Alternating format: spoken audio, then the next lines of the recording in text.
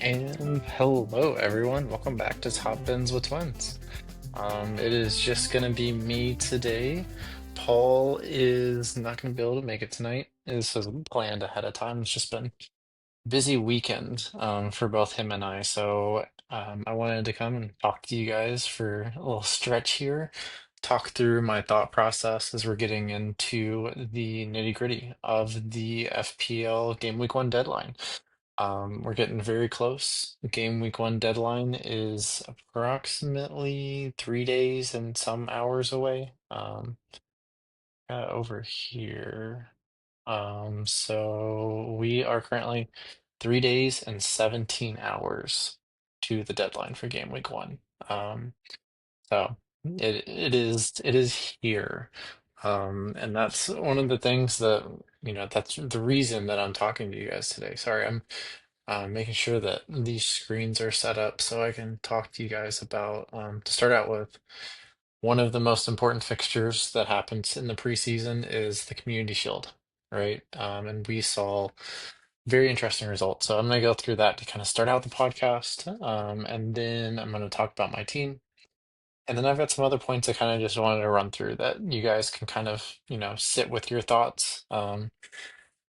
Maybe you agree with some things I'm saying, maybe you disagree. That's perfectly fine. I just kind of want to get these thoughts out there and see what you all think. So, um, yeah. First off, hope everyone's doing well. It's been a hot summer. I think, that stands true whether you're here in the US. We're down in the great state of Florida where it gets really warm. So we've had a very hot summer. But here it's been the same over across the pond over in the UK, and in other parts of Europe as well. So wherever you are, hope you're staying cool, not getting too hot, and really hopefully just enjoying that summer. So yeah, but if you guys ever need anything, we're always here for you. So yeah, I'm just gonna go straight into it, right? So Community Shield, we had Arsenal beating Man City 3-0. This is one of those where Arsenal looked a lot better than Man City. I think the game for certain stretches was hanging in the balance. I think Raya did a really good job of keeping Arsenal in the match, because City did have some chances, right? And maybe if we see a Haaland that is fit, in better form, that there's a different result. And a really big thing that makes it hard to truly judge the, the state of play of the match is Man City giving up a goal in the first minute to Calafiori. So we see Calafiori there scoring a really great goal, great pass from MLS to play him through, and Calafiori finishes the chance. So I'm gonna pull up Calafiori's profile here though, because this is very important to note. When we go through his match stats last season, he scored one goal last season for Arsenal. Had 3 assists. On FootMob, average a rating of 7.11, which is really great. He averaged a ton of shots too. So what does that tell us? If he scored one goal, he just wasn't finishing the chances. But what happens if he starts finishing those chances, right? We know Arsenal typically are very good at keeping clean sheets, and that makes a huge difference. Great reason to invest there. On DEFCON, he is not usually that great. Let me see. I have it right here. So he averages about 5.4 DEFCON per 90 and only got 109 points last season in FPL, which gets me to my main point with Calafiori. He's priced at 5.5 right now in the game.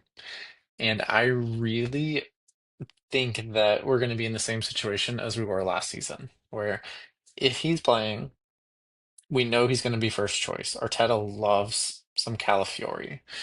I mean, I loves some nice Italian spice in the starting 11. But is he going to be fit? Right? I think that's truthfully the main concern there. So I worry about that. In a projection model that I've been using, he's projected for 45 minutes in a match, which over the course of the season is just not good enough. With Mosquera, we've got a lot of fears, right, going into game week one as well, right? Are Arsenal going to bring in another right-footed center back? Looking at you, Ezri Konsa, who at 4.5, if he moved from Villa over to Arsenal and was starting, he's going to be in everyone's team. So I think the way that I'm approaching my team, I'm not going to start out with an Arsenal player. I think we might be rushing to some conclusions based on the Community Shield. I think we are going to see a weaker Arsenal side to start out because Saliba being out is a big hit. Saliba has been one of the best center backs, not just in the Premier League, but across Europe. And I think we have drastically underrated how good he is. So with him being on, I think we see a drop in Arsenal's level to an extent. With Saka not being fully fit and we don't know what to expect from him, I think that could cause some issues. Madueke starting on the right wing for Arsenal just does not excite me, and it would kind of worry me a little bit if I was an Arsenal fan.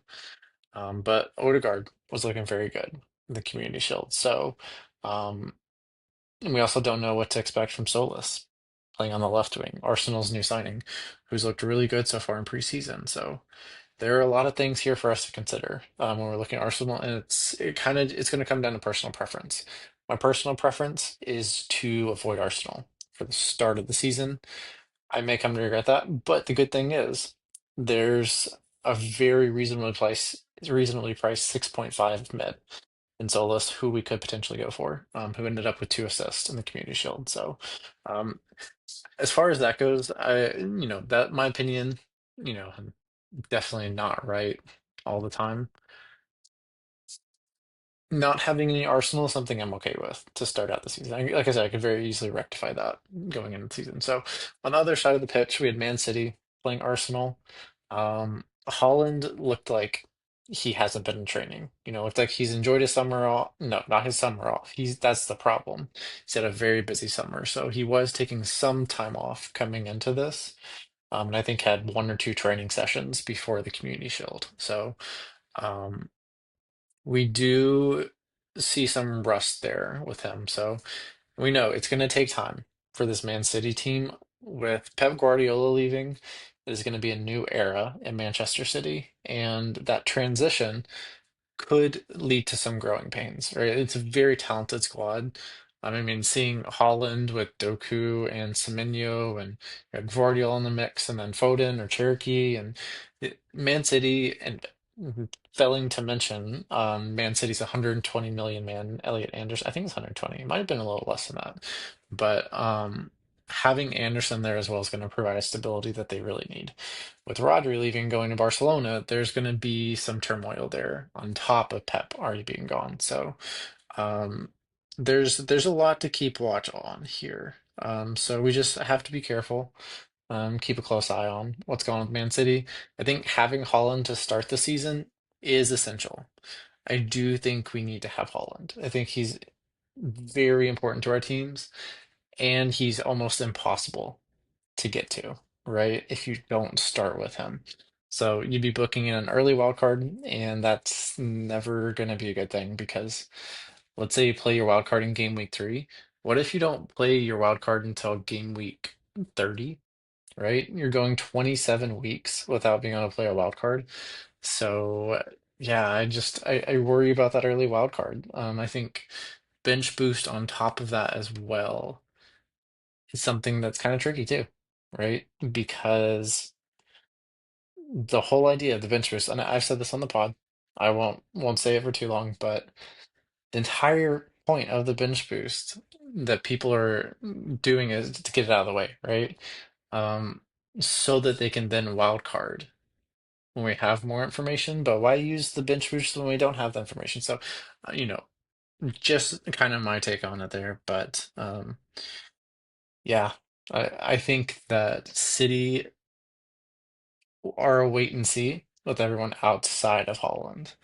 we should probably have Haaland. But wouldn't be surprised if we see Semenyo with a goal and an assist to start out the season with Bournemouth. So we'll just kind of wait and see what happens there, as far as I'm seeing it. So um, yeah, I think that's kind of all we really need to talk about with Arsenal and Man City. Congratulations, Arsenal, first silverware of the season. I know Paul would be here on the pod talking about it very happily, but we'll save that for the next episode when him and I are recording together. So, yeah, what we're going to do now is we're going to do a slight pivot and go into the next section that I want to talk about, right? When we play FPL, there are many, many ways to win the game, right? There's so many different approaches you can take. Take the hyper aggressive approach and try to maximize the ceiling that your team can get and hope that you make the right picks. And then maybe one day you win the game, right? Maybe you have the season of your life, all the picks are right, and luck is on your side. That's what you need, right? That's the recipe. But there's another way to get very consistent high finishes that maybe might not see you win the game, but get you in that sub 0.5% group every season, year over year, right? And that one's going to be more of a really high floor, not as high of ceiling picks, right? So these are the essential players that you need to have. And we're going to do a little analysis on the players that you have to have. So, um, as you all can imagine, Holland is the first one that we want to mention with this, right?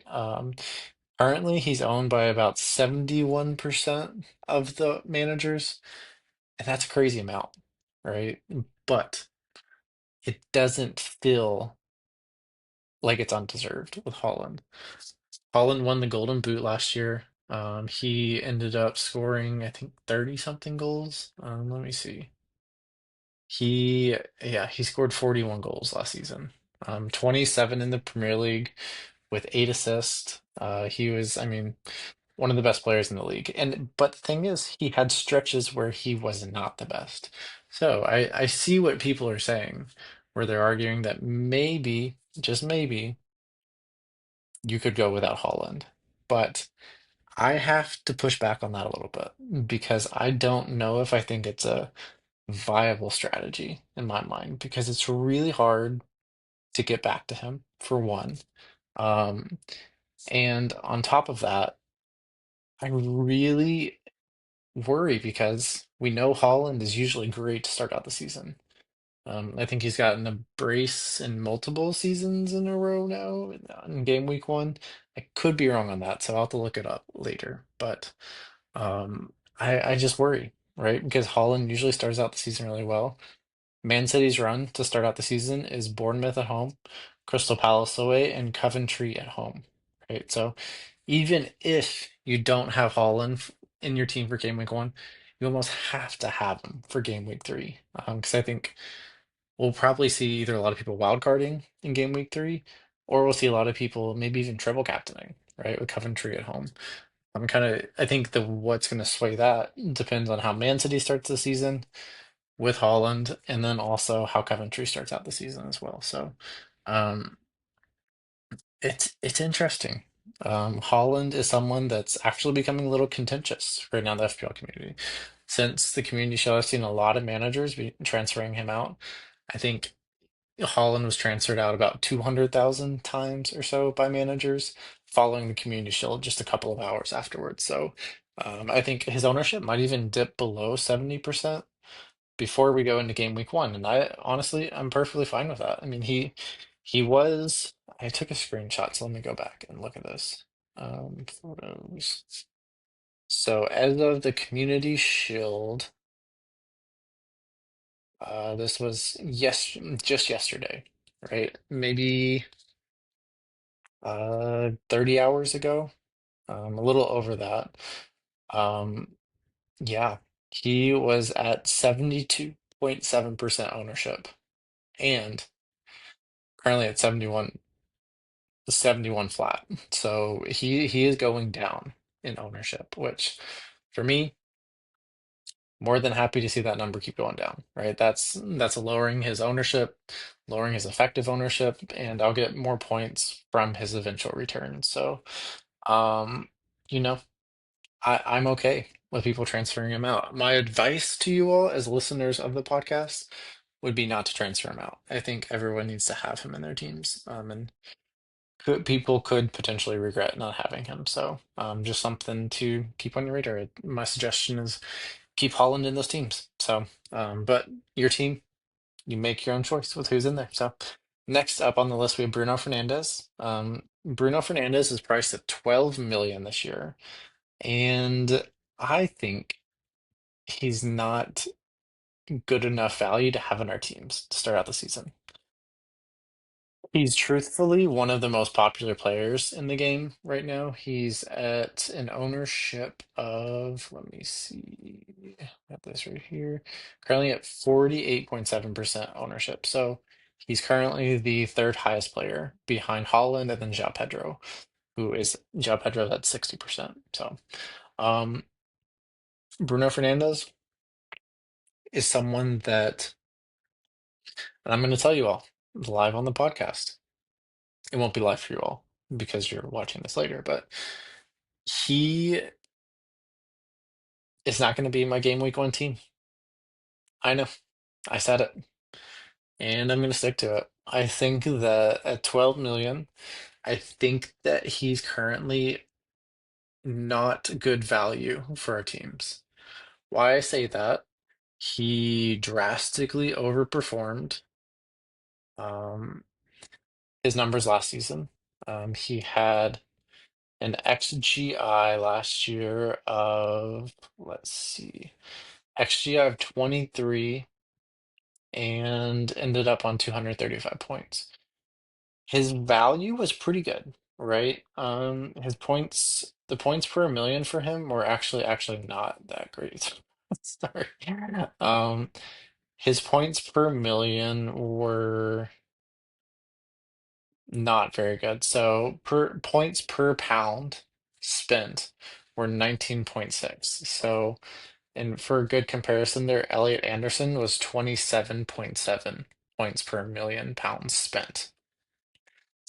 So, and I think with him going up to 12 million this year, that's putting us in a position where I don't think he's worth it because I think that Mbomo can offer cover at 4 million cheaper.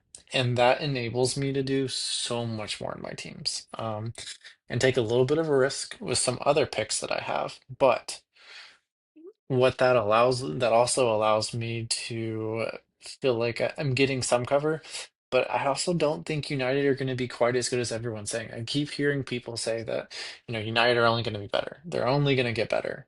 And while that's very possible, I don't think they've made any marquee signings. They have bolstered the midfield. I think those are good signings. Tielemans should be a great fit.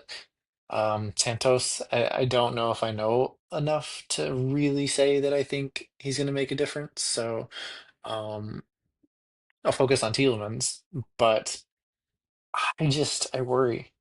I really worry about them continuing to get better. I think it's going to be a tougher season. Champions League is on the horizon.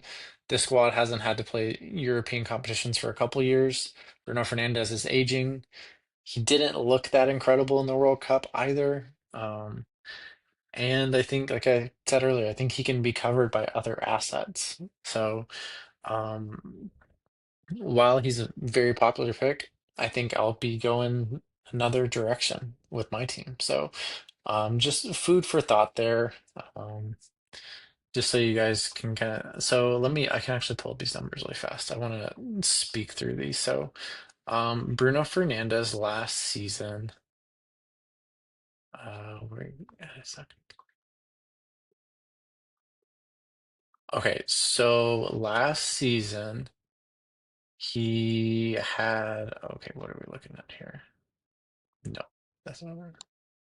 Okay, here we go. So in the Premier League last season, he averaged per 90. and an XG of 0.32 and an XA of 0.62. So, he was creating a lot of chances, but the thing about that is that his numbers, the assists were so much higher. So he got 21 assists and had an XA, so expected assist of 12.32. So he almost overperformed that by 10 assists from what you would expect his numbers to be. He is on set pieces, he's on penalties, but I'm worried about him continuing at that level and that rate of output with more minutes in the legs, with his main assist man, Casemiro, being gone. So who's going to replace those goals?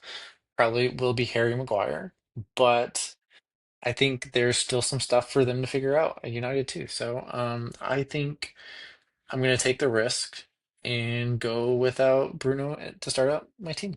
So um, yeah, we'll see how it works for me, but I love the setup of my team, and I think that it's putting me in a position to play the game in a way that I enjoy, but also if it goes right, it'll put me in a position to be in a place where everyone wants to be 2 weeks from now or 3 weeks from now. So I'll have a leg up and ideally I'm able to save transfers until at least game week 3. And then I can make, the planned transfer that I have at that point. So another one that we need to talk about here of essential FPL assets, João Pedro. I I don't know if I need to talk about him that much, because he's been that good, right? In preseason, I think he scored, was it 7 goals? Something insane like that. And being priced at 7.5 million, he is too cheap. He's so cheap. And I really think that FPL Towers have royally messed up with his pricing because he's only going to continue to get better. I think having Morgan Rogers back is going to be really good for him. That's one player who's going to help to create chances for him.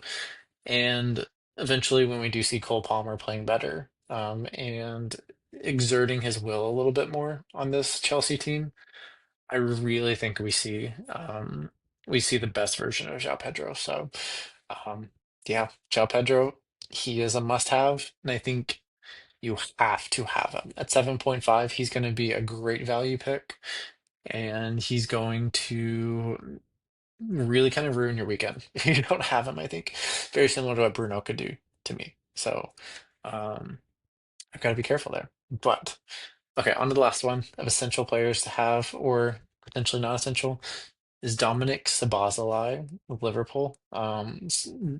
He is currently priced at 7 million in the game, sitting around an ownership of 41.2%. And it seems like really good value. At 7 million, I think when all the FPL managers saw that, he was almost instantly in the team, knowing that he's on set pieces, he takes free kicks, he's on corners for the majority of the time. Um, and he's he's a threat to score goals, even though he plays more of a kind of he alternates between attacking mid, box to box, also playing right back at times when needs to. So you get a lot of different positions that Sabazlai's in, but he's still almost always creating chances or finishing chances. Just because he is a very progressive player in mindset. So the underlying numbers look good for him. My concern would be he's playing a little too deep right now in preseason, under Iriola's new system. The reason why I would consider not going Szoboszlai is because we have Verts, 7.5, who's going to be playing the 10 role, playing that attacking mid, right, off of Isak, who I think he will continue to develop a really good relationship with.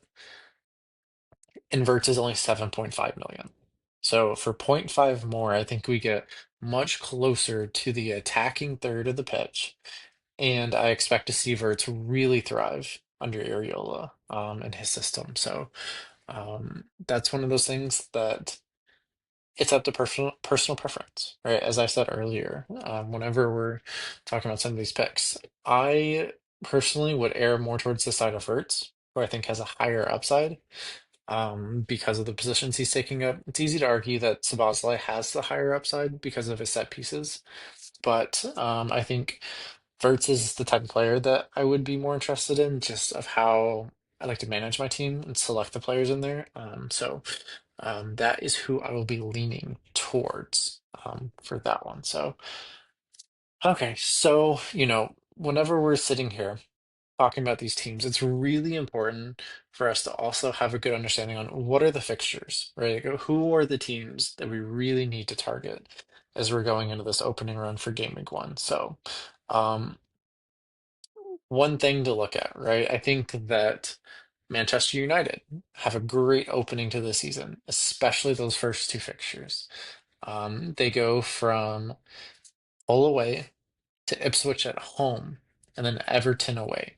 I would argue Everton away might be a little tricky. We'll see how Everton start the season, but they are known for being pretty difficult to unlock in the back. So the first two definitely very easy, and I would say you need at least a piece of the attacking threat. Defensively, I mean, I could see Everton, I think, will score against them. I think Ipswich potentially could, and it's kind of a long shot, but it wouldn't shock me to see them score. Hull, probably a clean sheet, but Hull being promoted, it's been a while since they've been in the Premier League. Maybe they find a way, right, to score a goal. And potentially all this love that Manchester United is getting right now from FPL managers and football content creators in general, that magic will kind of disappear. So if that happens, expect to see a massive wave of people just transferring out Manchester United assets. It's kind of interesting, right? Because when we have Premier League teams that are highly followed, their FPL ownership tends to follow the bigger fandoms, right? Because, who doesn't love the idea of getting in their favorite player in their FPL team, right? So, anytime you have the decision between, let's say, option A is a great pick, option B is a great pick. Well, if they're two great picks, you're probably going to go with option A if that's the team you support. So, um, but we can also see that causing drastic swings, right, in ownership as well. So, if there's one bad performance, we could easily see players just like Mbomo out of everyone's team immediately, especially the people who are doubling up on Manchester United's attack in the form of Bruno Fernandes and Brian Mbomo. So just keep an eye on that. I think another team that has very good fixtures is Leeds. Leeds have a really good run. They sit top the fixture ticker for the opening 5 game weeks. Um, they really don't have a red fixture in those first five, which is kind of crazy. And three of their first five are at Ellen Road, where we know they're very good. Um, no, but the thing is, those fixtures kind of turn the other way after game week 5. So if you're going to bring them in, have a plan for either benching them at that point and then rotating, or have a good plan for, the first five and then get them out of the team. So that would be my advice. Just keep that in the back of your mind as you're making these decisions.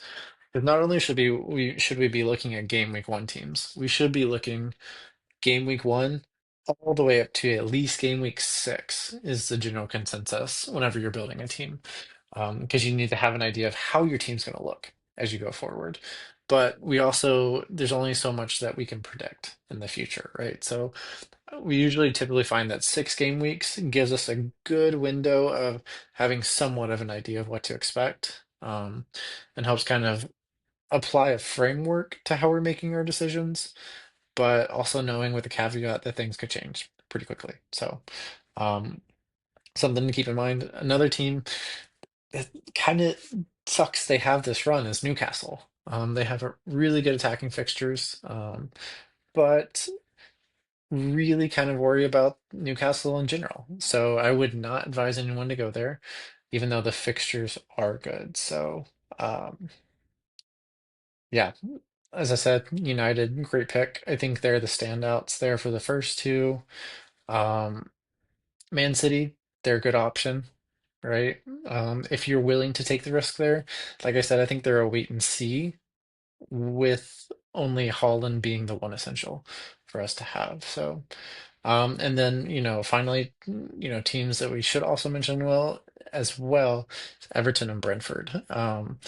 Main Everton person that most people will probably target is Tarkowski. He's a DEF CON magnet, and he is great set piece threat. The problem is that he's priced at 6 million, so gotta be careful with that because he's a little expensive. Or is he? Wait, is he 6'5"? He might be 6'5". Let me look. Let's go quickly. Defenders.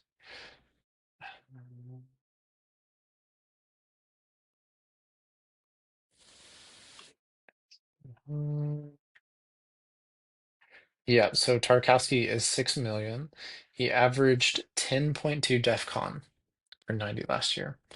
And one of the best out of the DEF CON monsters, he was one of the best value picks last season. But with him being 6 million, we have to be a little careful about that. So I would recommend to just keep an eye on it, be careful there.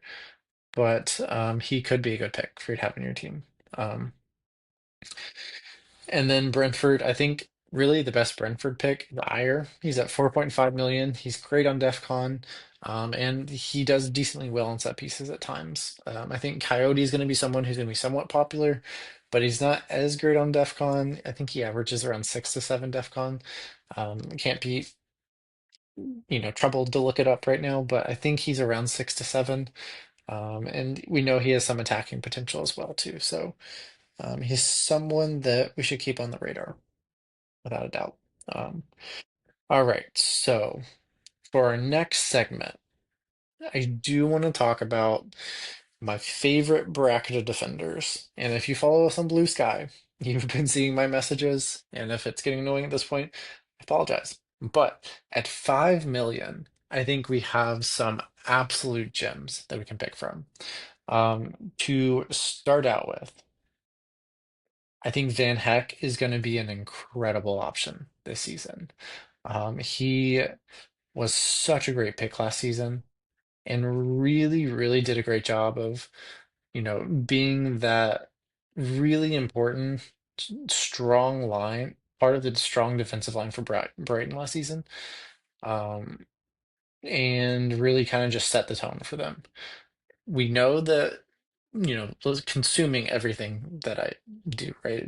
FPL is about, one of the main things I think about, consume everything from. So Deserby pretty much reached out to Van Heck after the season, and A said, "You almost got me relegated with your assist at the end of their match last season against Spurs.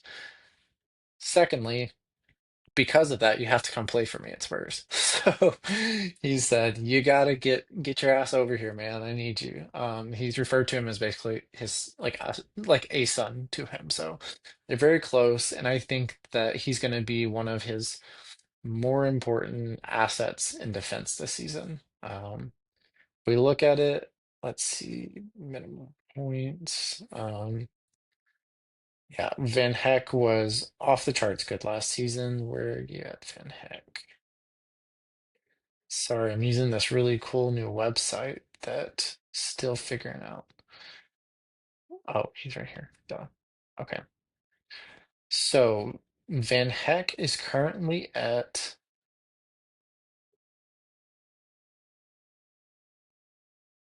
oh, it doesn't show up there. That sucks. Okay, so he had an XG last season. Apologies for that break there. An XG of 3.31, um, an XGI 4.87, and most importantly, his DEF CON was really good, right? He averaged over 8 per match, and it truthfully just makes him a great pick for us. And being at 5 million, I think he could be one of the best value picks in the game. So I expect to see Spurs be better this season, continue to go from strength to strength, and really adopt Zerbi ball, which should be good for them. I would like to see them get in a couple more attackers and round out that attack with Kudus being injured, um, and a couple injury concerns across their front line. I think they're going to need a little more support, right, in order to have a good attack. So, um, but that shouldn't hopefully have an impact on the defense, which I think some of us are going to go a double Spurs defense, right? Because Kinski seems like a great pick at 4.5, getting into the Spurs defense. And there's just not too many great 4.5 options. And the budget is pretty tight this season. So if you're going to go the 4.5, you're probably going to go for Bruggen, or you're probably going to go Kinski. One of the two. Um, they're kind of interchangeable in my mind right now. I think that Spurs have fixtures that I like a little bit more, but I do like Brighton too. There's a consistency there that we don't see with a lot of Premier League teams, with new managers either switching clubs or new managers entirely to the Premier League. Having a Herzl there is someone that I think really could make them a good option this season because we can see them building off of what they have been doing over the past couple seasons. That's a great segment there for me to go over to our next selection, right? And that is none other than Vucevic. Let's see, he's on who is new to the Premier League. He is currently priced 5 million in the game, and he is a DEFCON monster. Spurs purchased him over the summer from Tottenham for 40 million, maybe 50. I could be wrong on that, but he was incredibly good last season. I think I can use FootMap to look up Luka Vucevic's stats. So he last season, I'll look up the Bundesliga. He, let's see if we can get per 90. Per 90 minutes, he averaged 12.5 defensive contributions per match, which is insane. 12.5 is ridiculous. That really is just a number that just pops off the screen. He also was very good at winning the ball in the air. Um, Out of his position, he ranked in the 96th percentile for goals scored for a center back, with an XG of 0.16 per 90 minutes. So he's going to be on the end of chances, and potentially might finish them, right? Last season, he scored 6 goals on an XG of 4.22. So he even overperformed the opportunities that he was giving. All of those, as we would expect, except for one screamer from, I mean, way out there with an X. So we're a screamer against Freiburg, with an XG of 0.05. So maybe we even see some outside the box shots from him, which would be quite crazy. So I think he could be a great pick this season. Someone that I'm really high on, and he's in a lot of my drafts that I'm put together right now. So on to the next player that I think is great value in the 5 million range. That's Maharovic. Mm, Maharamovic. I think that's how you pronounce it. If I'm doing this wrong, please let me know because I do want to pronounce that correctly. But I think most importantly, for FPL considerations, Maharamovic could be an excellent selection for us this season. Let's look up some more stats on him. So Maharamovic is new to the Premier League as well. He is a bulking center back at 6.26 feet 2 inches. He is a younger center back at 23 years old. He averaged, let's see, oh my God, 17.65 defensive contributions last season. He was playing in, well, it would help if I didn't look at the World Cup. Let's change that. Okay. Well, it's still very impressive. 10.86 defensive contributions per match. And he was playing in Italia, for Bologna or Sassuolo. Yeah, he was with Sassuolo. So in Italy, Serie A. So I think he could be an excellent pick at 5 million. We already saw in preseason, Leeds last preseason friendly, he scored a goal to start out that match, which was a very well taken goal. It was from a set piece, bounced around the box, and he bicycled it in from about the 6 yard spot. very impressive goal for him to score, and something that's going to put him on a lot of FPL managers' radar, which I don't like because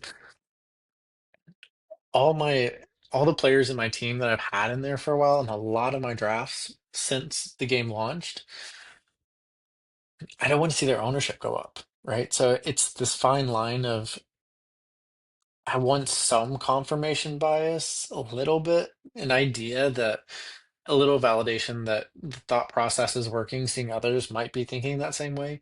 But then when it becomes overwhelming, it makes me think, oh, I don't know if I want to do that. So I do think though this is good, right? Seeing him score a goal is reassurance, and it shows us that he's going to have threat on set pieces, which he didn't historically in Italy. And he's going to be a DEFCON monster for Leeds, who look like they're going to most likely play a back three, is what seems most likely for them. But we'll just kind of see how that carries over going into the season. So, um, yeah, it looks like Leeds did play a back three. Haramovic was playing a left center back. We have Biel playing central center back, and then right center back was Joe Rodon. Um, and then really kind of playing a 3-4-3 is what it looks like. We saw Calvert-Lewin with 2 assists in the friendly. Brendan Aronson gets an assist. Stack scores a goal. Justin scores a goal. And then we also have Maharamovic scoring a goal as well. So I think Leeds have been looking really good in the preseason. And it's a team that we might be underselling a little bit outside of Calvert-Lewin.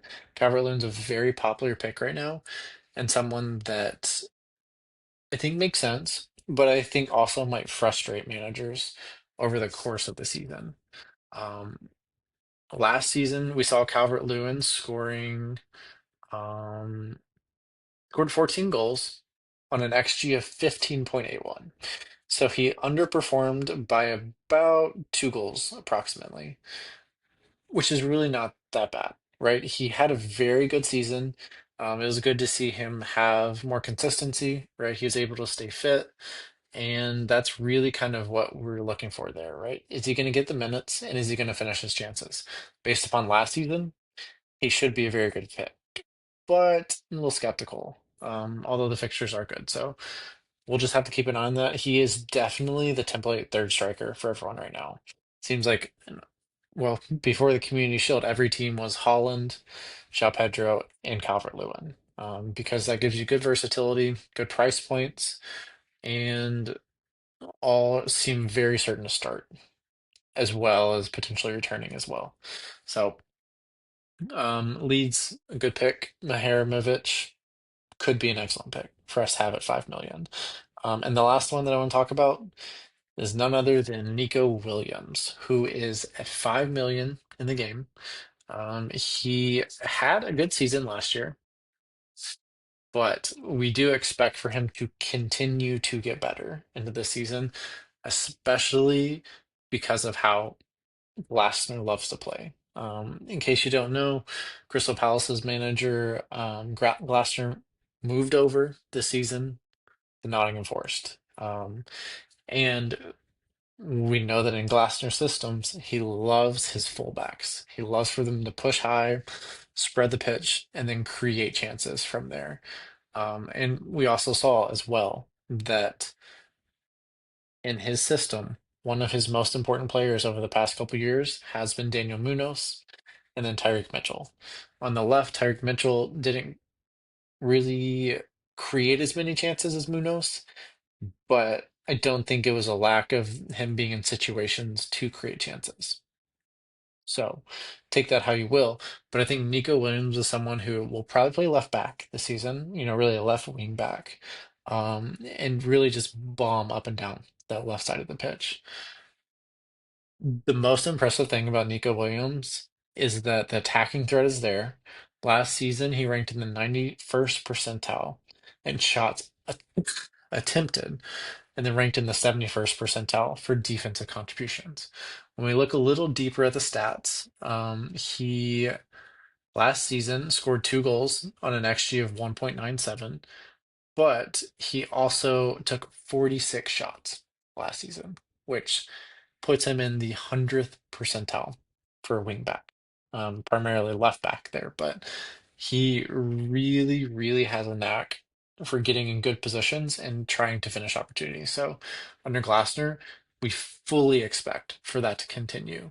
Um, the thing about him, though, that a lot of people aren't loving right now is that he averaged 6.96 DEF CON per 90 last year. That puts him about 3 DEF CON short of being able to get that extra 2 points for hitting DEF CON. So a lot of people are not as highly in favor of him. Although I think he could really be an incredible pick for us in FPL.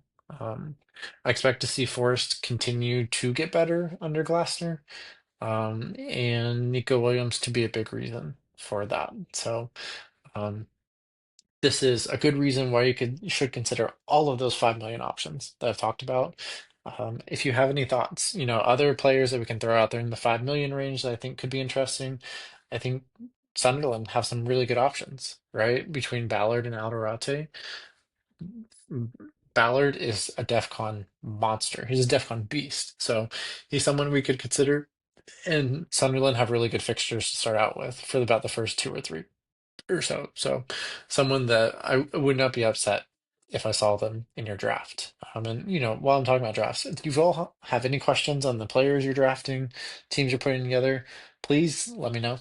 Put it in the chat down below, and we'll do our best to get to it and rate that team or provide any feedback you might be looking for. So it is definitely a process as we build up to game week 1.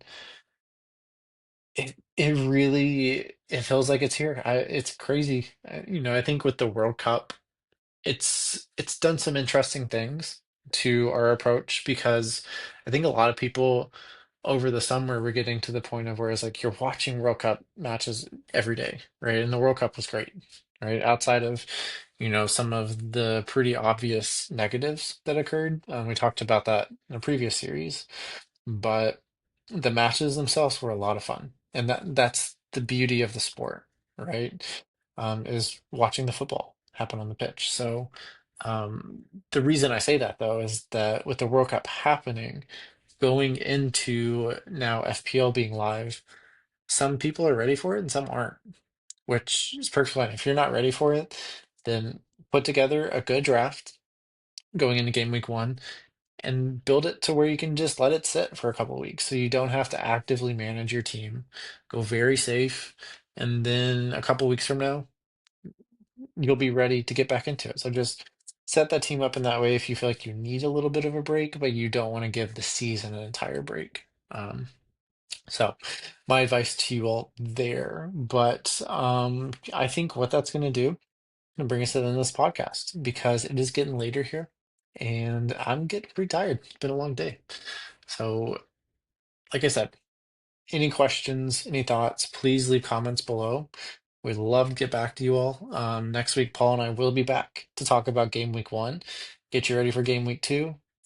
Something else to keep in mind, and I hate to be the bearer of bad news, but enjoy those Premier League fixtures. Enjoy the, football being back. It's a very exciting time. But we do have an international break to keep in mind. Going into game week 6, between game week 5 and game week 6, we have about a 3 week long break. FIFA decided to alter the international break.